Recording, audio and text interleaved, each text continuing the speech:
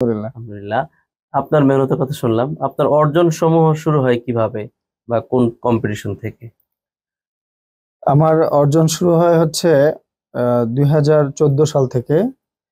পবিত্র কোরআনের আলো বাংলা ভিশন চ্যানেলে রমজানের প্রতিযোগিতাটা হয়। এটা বাং- এখনো হয়? এটা এখনো চলছে। তো সেই প্রতিযোগিতার মাধ্যমে আমার মূলত অর্জন শুরু হয়। আচ্ছা, আপনি 2012 সালে ভর্তি হয়েছেন মাদ্রাসায়? এবং 13 সাল থেকেই আমি বাংলাদেশে বিভিন্ন জাতীয় হিফজুল কোরআন প্রতিযোগিতায় অংশগ্রহণ করি।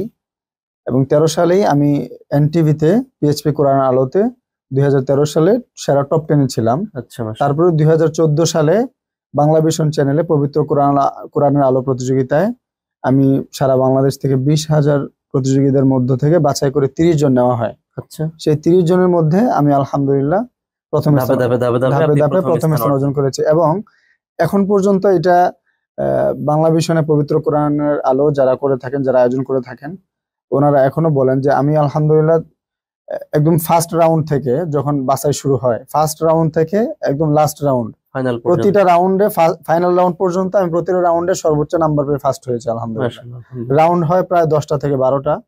সেই আচ্ছা, 10-12টা রাউন্ডেই আমি সর্বোচ্চ নাম্বার পেয়ে ফার্স্ট। সব সময় জি সবগুলোতে নাম্বার আলহামদুলিল্লাহ। পেয়ে আপনি তাহলে আপনার জাতীয় বড় ধরনের অর্জন শুরু হয় আপনার 14 সালে। জি আচ্ছা, মাশাআল্লাহ, বাংলা ভিশনের মাধ্যমে। এরপরে আপনি আন্তর্জাতিক অঙ্গন শুরু করলেন কিভাবে?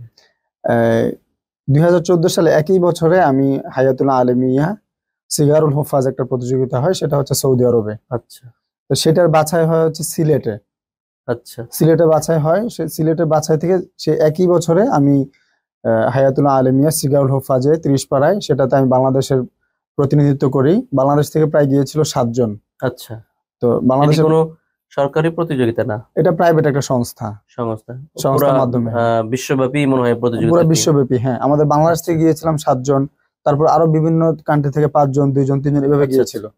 তো সেখানে আলহামদুলিল্লাহ আমি একই বছর রমজানে বাংলা ভিশনে পবিত্র কোরআনের আলোতে প্রথম হই। এবং সেই রমজানেই একই বছর আমি সৌদি আরবে সিগারুল হুফাজে প্রায় সারা বিশ্বের মধ্যে 6,000 প্রতিযোগিতার মাধ্যমে এটা বাছাই হয়েছিল, সেখানে আমি প্রথম হয়েছি আলহামদুলিল্লাহ। মাশাআল্লাহ, মাশাআল্লাহ, অনেক বড় একটা অর্জন যে আপনি আলহামদুলিল্লাহ। জাতীয় অর্জনের সাথে সাথে একই বছরে আন্তর্জাতিক অঙ্গনে আপনি বিশাল অর্জন করেছেন।